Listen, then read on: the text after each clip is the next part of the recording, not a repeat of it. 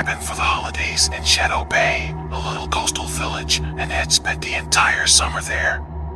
Other than swimming in the ocean, playing computer games, or watching TV, there was nothing to do there. They had gone to every movie, participated in every game, and visited every swimming spot.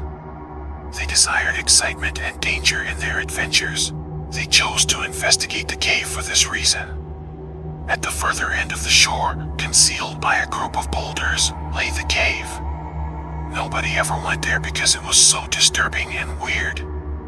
According to the villagers, it was haunted and cursed by an evil force from the distant past.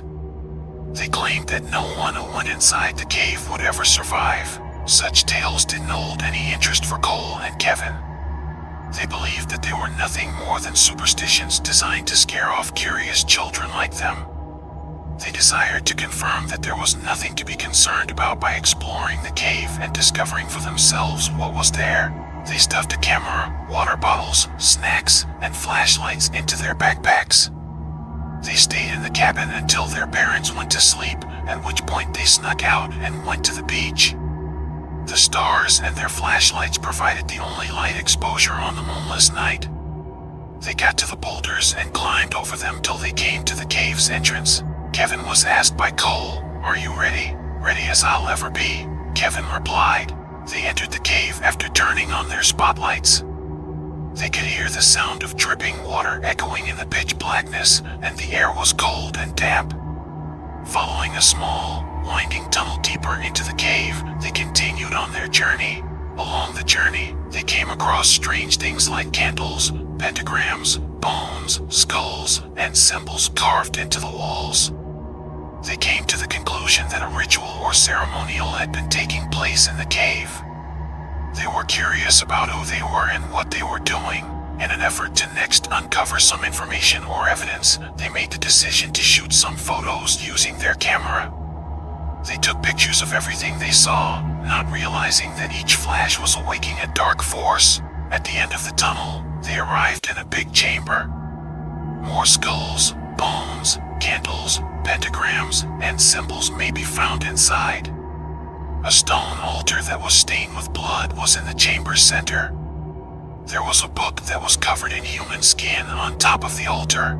As they stared at the book, Cole and Kevin had a chill down their spines. They were uncomfortable since it appeared to be releasing an evil aura. Cole inquired, "What do you think that is?" to Kevin.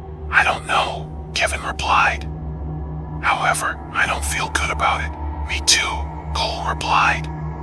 "Perhaps we need to leave here." "Good ideas," Kevin said. When they turned around to go, they encountered a blockage that caused them to halt in their tracks. It was a hooded individual with a knife while wearing a dark robe. It had no face, just a glaring dark spot in the place of eyes. It had a raspy voice that made blackboard sounds as it spoke. It asked, "Who are you?" Kevin and Cole were in a panic. They made an attempt to outrun it, but it was quicker and grabbed them by the necks.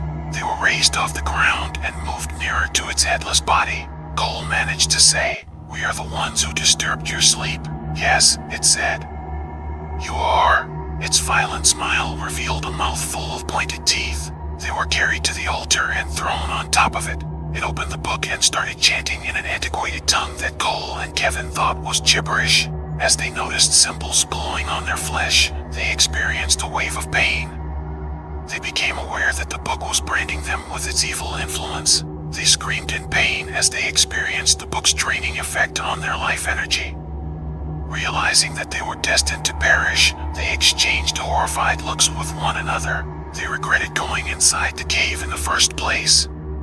They regretted not paying attention to the natives. They resented not staying at home. It was too late, though. Their spirits were devoured by the book, which then closed with a tremendous bang. The cloaked person watched them tear apart into dust and laughed insanely. It took the book in its hands and left the chamber. Nothing but bones, skulls, candles, pentagrams, and symbols were left behind, along with 2 flashlights that were lying on the ground.